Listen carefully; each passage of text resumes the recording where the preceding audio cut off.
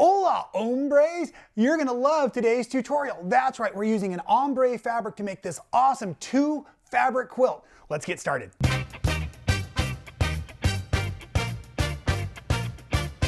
That's right, this has got to be one of the most simple quilts I have ever created. Not only is it all glued together with fusible applique, but it's only 2 fabrics. Check this out.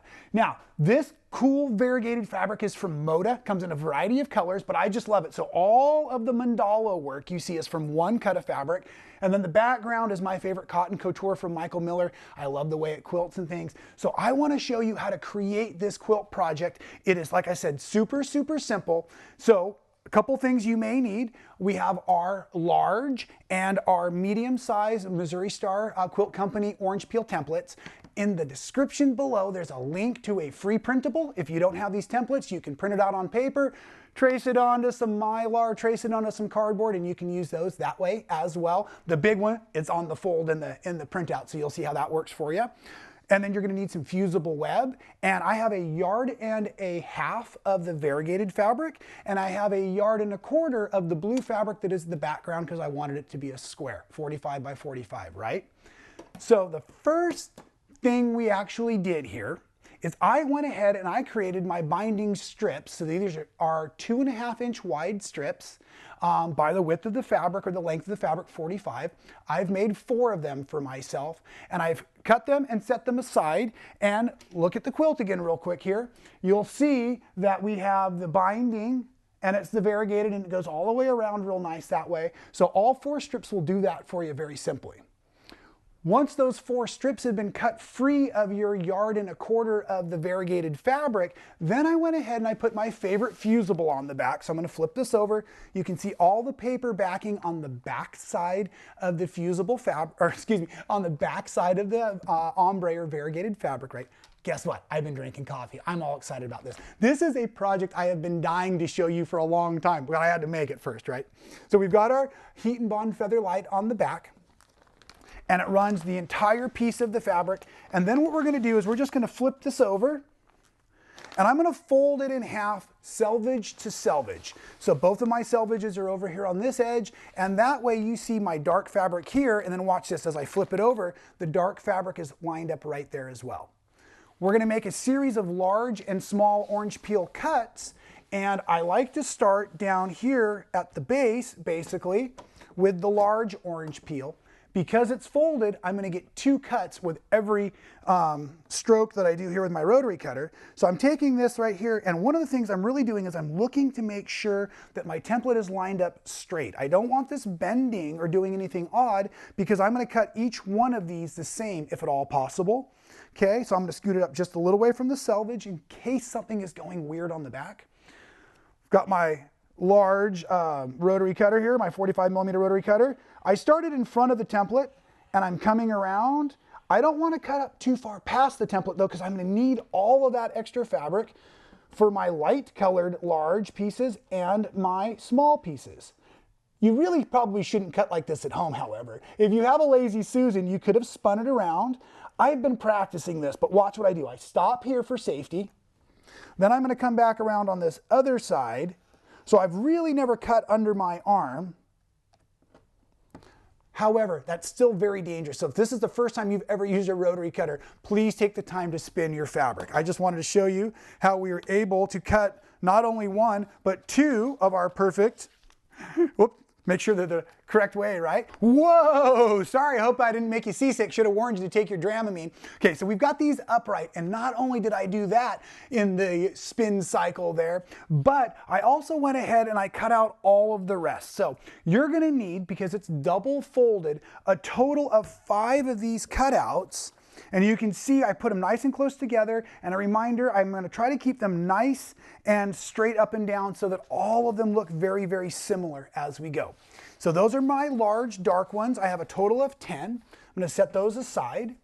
Then I'm going to go after my light big ones, and I really only need a total of 5 of them all together. The easiest way is on the single layer. So now I'm going to open this up like this, and I'm actually looking at this as the center, the lighter part. And so what I actually am going to do is I'm going to position down in here low so that I've got more of a medium pink here and a light pink, and I'm going to cut this one. Let me show you. This way. If you want to slide this deeper down to get more light at the tip, you are certainly encouraged to do that. This is a very easy cut to make, position-wise.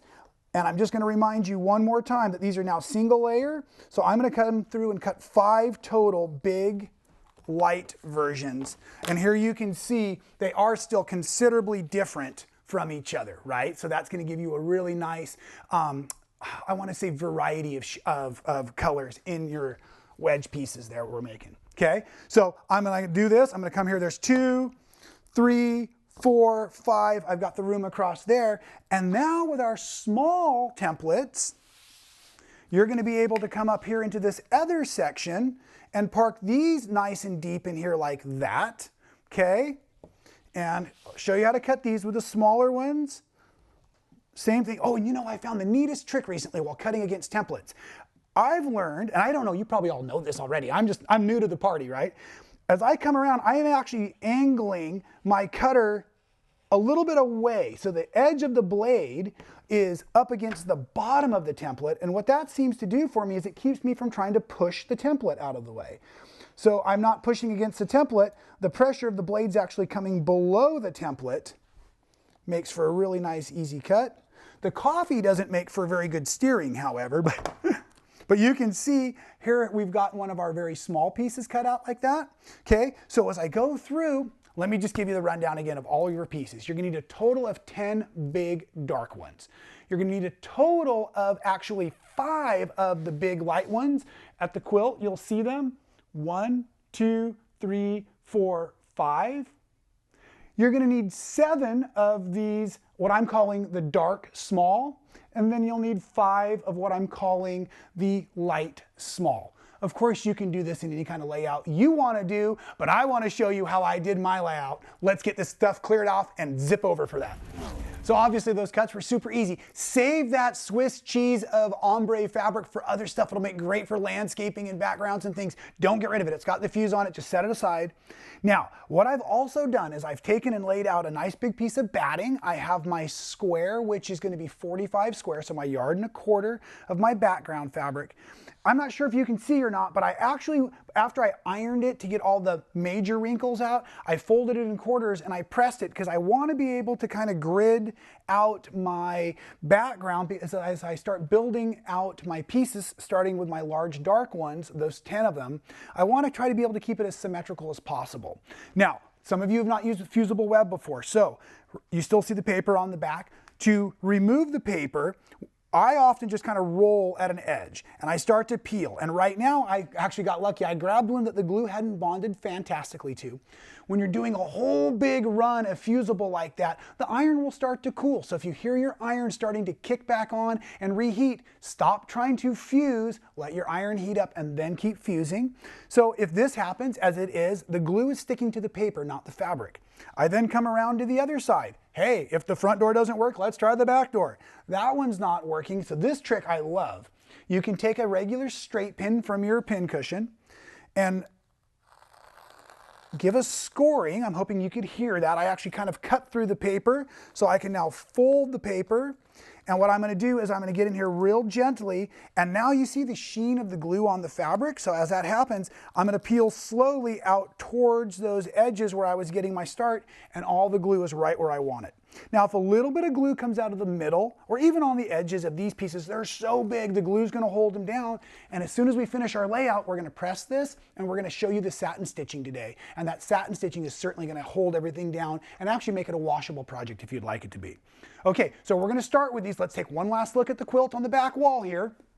As you come over, I want you to notice what I was working to do was put my darker edges of the individual pieces down and towards the center and the light sides up on the out. So as I come to my layout board, what I found was the easiest to do is I just started kind of playing with my dark pieces. I've already peeled all the paper off of these other ones, and I'm going to use all 10 of these. And I literally just started playing at first. And if you look real carefully, my other piles are still stacked up over here, right? And you can see, and that crease will iron out no problem, that I just started kind of going, oh, okay, well there's 4 pieces, but I want to put in 10. So how's that going to happen? Do I put one straight out here? Do I put one straight out here? And when you're doing something like this, it is completely fluid. Okay? Meaning you can do it however you wanted. You could do a design like this and then start laying your other pieces over the top of it. This is completely up to you and how you want to do it. What I found, because after I've done this layout based on quarters, I still had 2 extra pieces left. So then what I kind of wanted to do is I wanted to kind of come down here and shift to here, like this. And what I'm starting to look for is this negative space to pop in as I go through. And if I shift this here,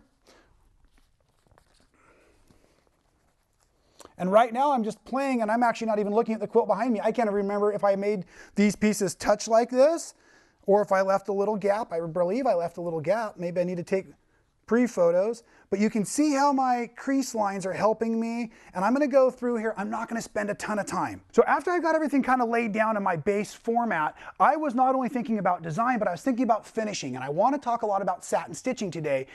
Satin stitching, I want to try to make my edges touch so that I don't have as much transition within my satin stitching.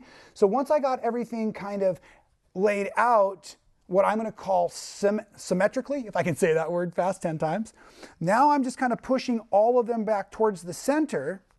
And again, we'll adjust all of this at the end, but now I'm just kind of trying to look to see if I can get my edges to get really close together, because that will really facilitate my transitions when I'm satin stitching. And then if you get it, I'm also looking at this star that's kind of formed in the center, and that's how I'm balancing my layout in negative space. We can always trim the excess if we need. So I went from my dark pieces, my larger ones, then I started to bring in, here let's bring one that doesn't have a crease in it, started to bring in some of my my lighter of my big pieces. And this was really fun because I played with it here, and as I started to set this on here, I didn't feel like it had as much impact as I wanted. So then I rotated it this way, and you could see how much more energy comes out that way. So now I'm going to go ahead and make that decision. And if I remember correctly, I kind of left 2 seams in between because I'm going to use 5 of these light, large ones. So there's the seam there. Now, because we're putting odd numbers on top of even numbers, we're going to have to just visually make it work a little bit. So we kind of play as we go through.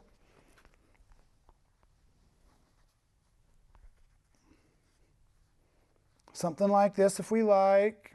I also, let me show you, this would probably be a better camera angle. I didn't want any to lay right on top of each other either. So I played, and I love to design. So this was like the best quilting day ever because I got to just sit and play and play and play because the construction was so easy. Okay?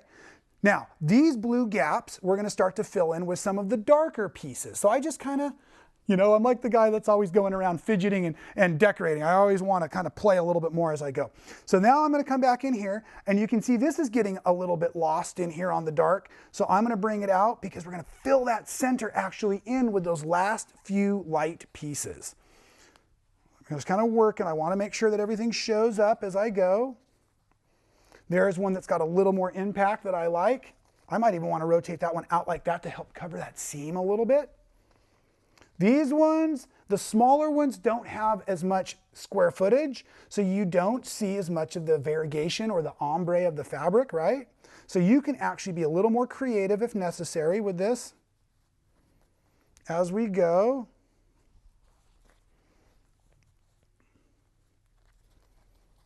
Like, yay, I love the way that dark pops on top of the light. We just kind of play a little bit. Then I brought in my last of my 5 light ones. Now this one, let's not even worry about what's happening out here anymore. This one I'm going to bring in a little closer for you. This one I really paid attention to what happened with. So as I started to lay in my 5 overlapping pieces, I really did. I tried to make it look so that when I satin stitch, it would finish almost like the center of a Hawaiian flower like this. And so what I ended up doing, so if you look real close, hopefully you can see this, This is over this is over this, but this is over both of them. So in this one situation, I actually turned and twisted and brought that one up on top. So that is the basic layout. Of course, you're going to make sure everything's organized. And if you have any little blue spots showing through, you can either scoot, you can move things around. I like to use a little stiletto or a pair of tweezers to shift things. I'm going to bring you back to the quilt real quick to show you the satin stitching, and then I'm going to show you how to do that on the machine. So the part I was just working on was in here, and this is that section I wanted to get the overlap of each of the petals so that it really looked like the center of a flower. Then with the satin stitching, you can see the satin stitching actually runs along the edge and finishes the edge of all of our petal pieces in our mandala.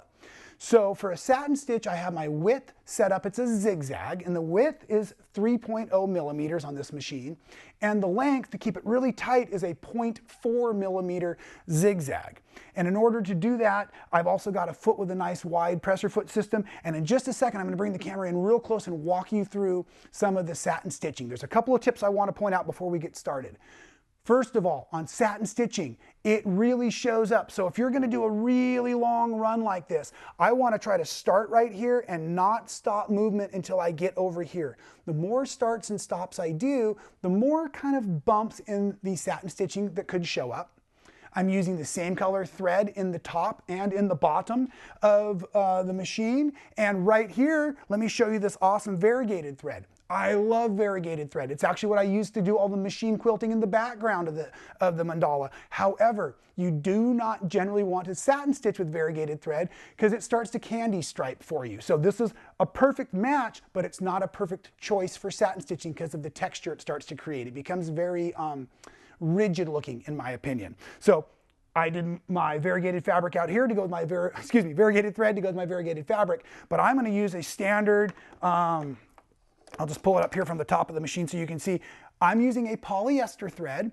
The polyester thread is a bit stronger, and the polyester thread is going to handle some of that fusible web a little bit better that we need. I've got a sharp style needle in the machine, so the Microtech Sharp size 80.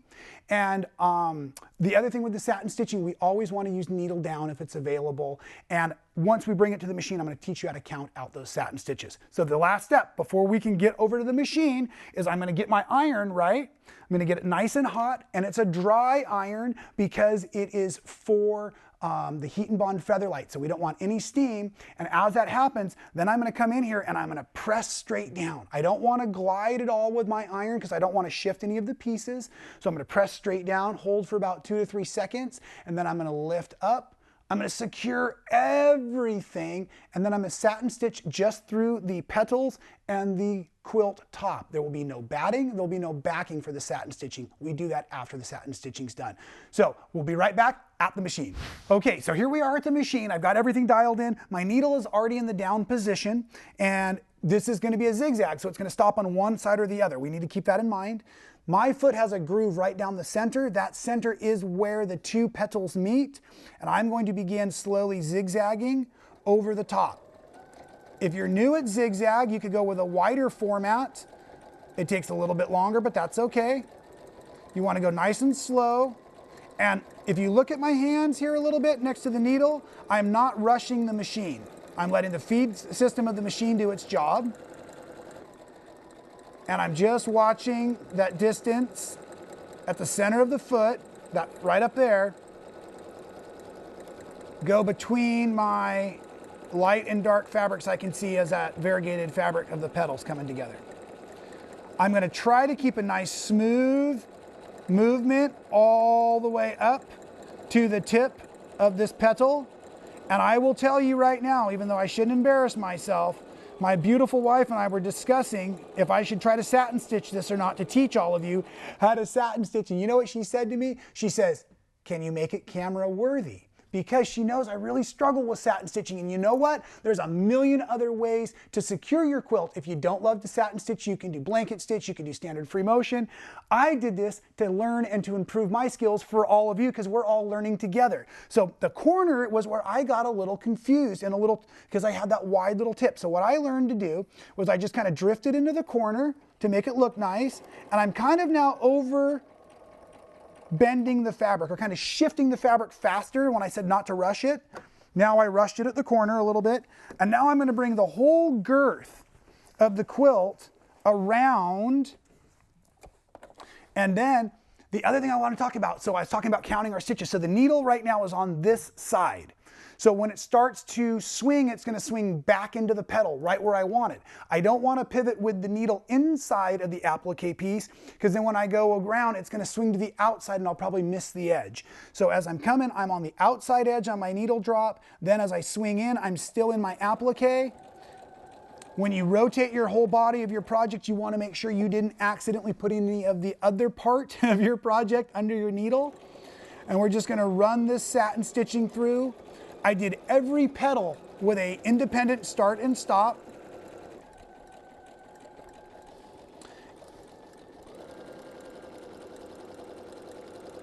Having an independent start and stop on each petal break gave a really ease of my brain. I didn't have to plan on how to get to the next side. But once I had satin stitched over one seam like I'm getting into right now, there's another petal right here. I'm going to finish out that petal this way. So I just went from petal 1 to petal 2 in my satin stitching. And as I've come across the bottom, I'm going to anchor. I'm going to use my thread cutter because I love it. I'm going to pull this out, and let's bring you over to the overhead cam. Okay. The blessing of the top cam is you can see I'm not perfect on my satin stitching, but that is okay because I love the process and I'm getting better all the time that I practice, right? We all do together. So here's that first petal. I stitched all the way around. You see me coming onto the second petal right here. Now when I start satin stitching the second petal, I'm going to start here. I don't want to start back here and bulk up that seam. So I'm going to start here. I'm going to travel around that petal and do the same throughout the whole process. Like good quilting, we're starting in the middle on the petals and satin stitching our way out to start pushing all the excess that might happen. And as a reminder, there hadn't been any batting or backing yet. So once all the satin stitching is done, that's when you get it basted. We've got a great tutorial if you need to learn how to baste, and check out this quilt behind me now. So as you know, I've been doing a lot of these free motion skills and drills motifs, and this one here is actually modified from our swirls and swoops and our rainbows gone wild, but I just made it more pointy to demonstrate the same shaping of the applique I used using that orange peel template, right? So I just like to go ahead and do quilting on my quilts that gives a little bit of voice, fun texture, but doesn't steal from the fabric, because I really wanted to show off this ombre fabric today. And not only that, but I love looking at other ways to use tools. So I got a show and tell for you. Now, one of our very first projects we did on Man Sewing was called the Burst Block, and it was a very fun piece quilt. So we created, because it's been so popular, we've created this cool template to help you with the piecing work. But while I was thinking about using my orange peel templates on the mandala you've seen behind me, I started thinking, what would happen if we did this using the Burst Block? So check out this quilt. But you can't hate on me for the wrinkles because it just came out of the suitcase, and I can't press it right now because it's just fused. But here you go. Voila! I think I want to call it kryptonite because I love the green color, and that's also another one of those Moda ombre fabrics. But check it out. If you in the comments below ask really, really nice, I promise to go home, quilt it, come back with a whole nother tutorial for you, and we'll figure out another way to finish those applique right here at Man Sewing.